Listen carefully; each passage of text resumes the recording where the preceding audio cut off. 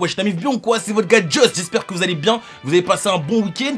On va démarrer la semaine tranquillement, on va vous proposer une petite vidéo histoire de vous divertir. Et quoi de mieux que de parler du dernier projet de Koba qui s'appelle Détail, c'est sorti vendredi dernier. Généralement, je préfère prendre mon temps pour écouter les projets, histoire de bien les digérer et qu'on puisse ensuite en discuter ensemble.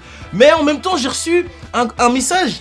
Je voulais le partager avec vous et vous me dites ce que vous en pensez. J'ai posé la question, qu'est-ce que vous pensez de l'album de Koba? Et il y a un mec qui m'a envoyé un DM et qui m'a dit: tu sais Just, c'est pas une bonne stratégie de parler des autres parce que toi-même tu veux faire de la musique et c'est pas en parlant des autres que tu vas réussir à te créer ta fanbase. Ça s'entend, ça se tient.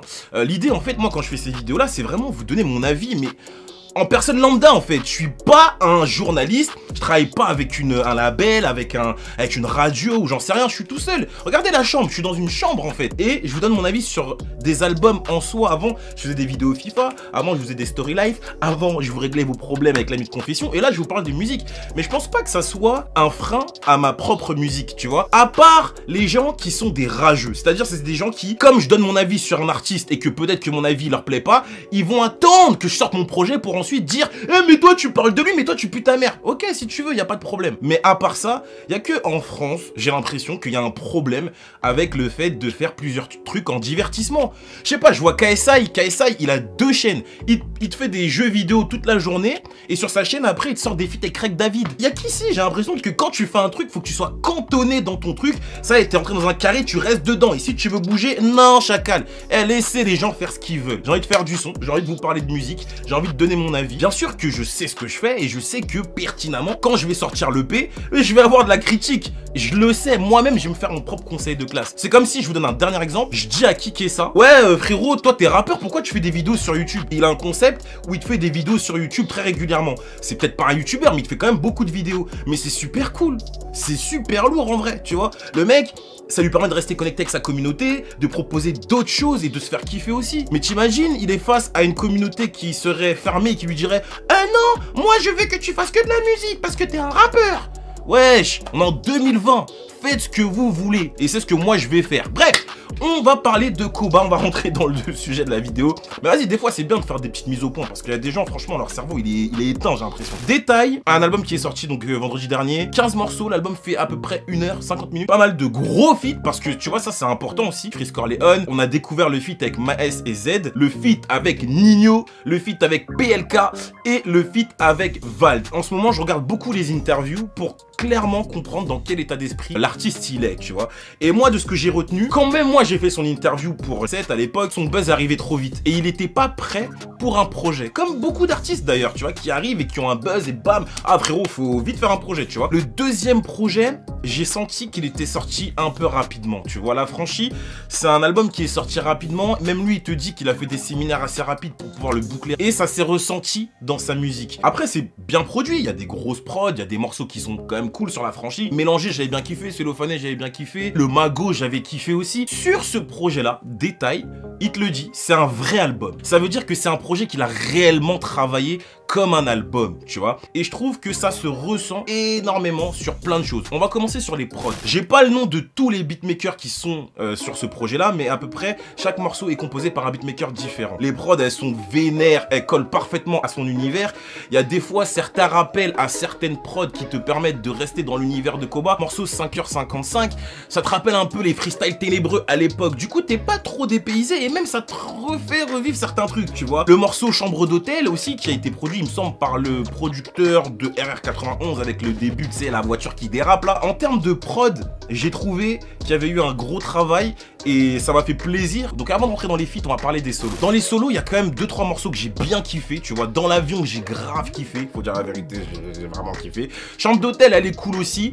Et j'ai bien kiffé Helsinki pour le délire, tu vois. Ensuite, la plupart des feats sont vraiment bons. Je pense notamment au feat avec Vald qui s'est grave amusé sur le morceau et qui doit faire plaisir à ses fans parce que ça fait un petit moment qu'on n'entend pas grand chose. Donc les fans doivent être conquis de voir Vald en plus avec un rappeur du moment, Koba.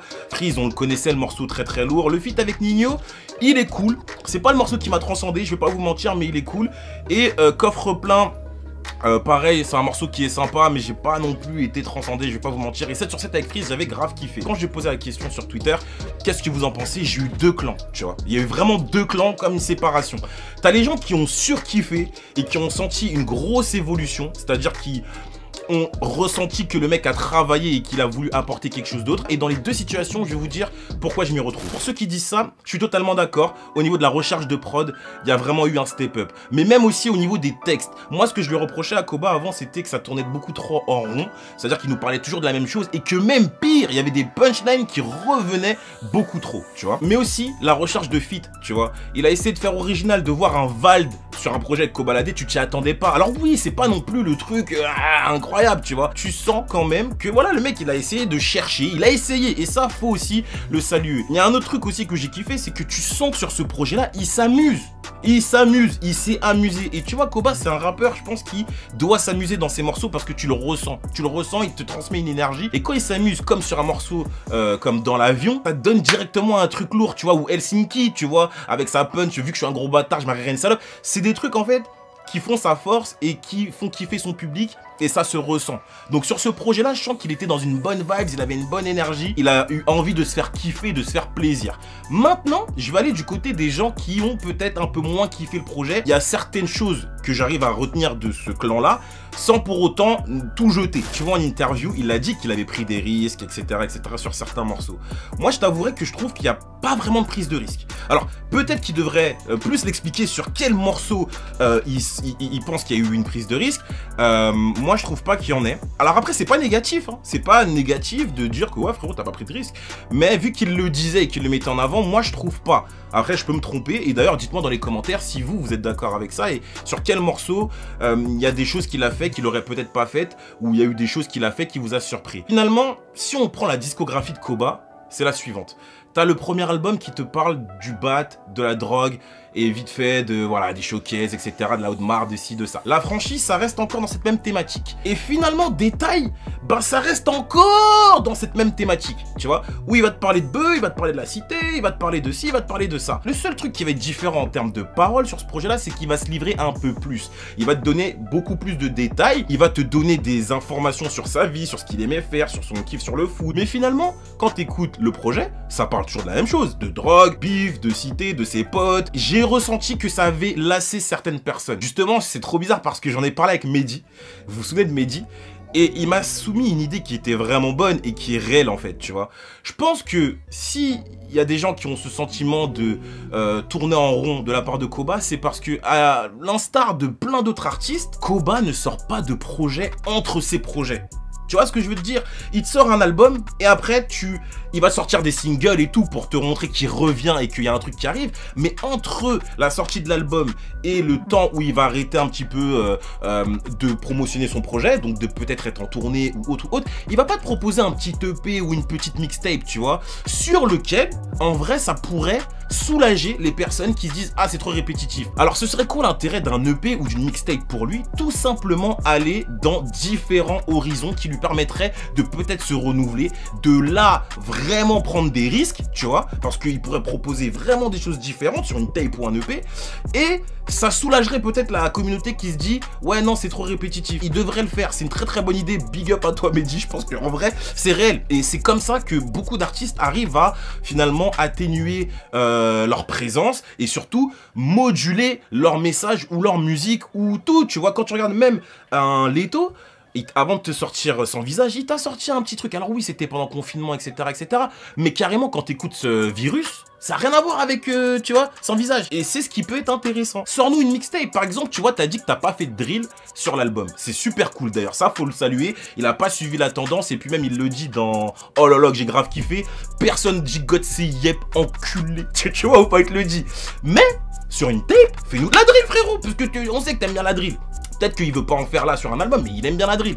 Donc, fais-nous de la drill sur un EP, sur une tape de 2-3 morceaux comme Hamza il a fait, tu vois. Et là, ça devient intéressant. Là, on découvre toutes les palettes artistiques que le mec il peut avoir. Et ça permet aussi, je pense, de soulager la communauté qui peut se dire, ah, t'as vu, il fait tout le temps ça, il fait tout le temps ça, il nous parle tout le temps de ci, il nous parle tout le temps de ça. Donc, voilà. C'était mon avis sur Détail. J'espère que ça vous a fait plaisir. J'espère que vous avez apprécié cette vidéo. Dites-moi ce que vous en pensez, vous, de ce projet-là. Est-ce que vous avez kiffé? Est-ce que vous allez le repull-up? Est-ce que non, plutôt, vous êtes du clan de ceux qui disent non, il n'y a pas d'évolution? Ou plutôt, s'il y a une évolution et c'est encourageant, dites-moi tout ça dans les commentaires. Ça sera avec plaisir que je vais vous lire. Comme d'hab, l'ami, vous connaissez, la chaîne est âgée, donc faites tourner, abonnez-vous. Cliquez sur le bouton j'aime, laissez un commentaire, ça me fait du bien et ça permet à la vidéo de se faire découvrir par un plus grand nombre. C'était votre gars Joss, allez sur mon Instagram aussi, c'est super important. En attendant, je vous dis prenez soin de vous et je vous dis à très vite. See you next time guys, peace out. Oh là là.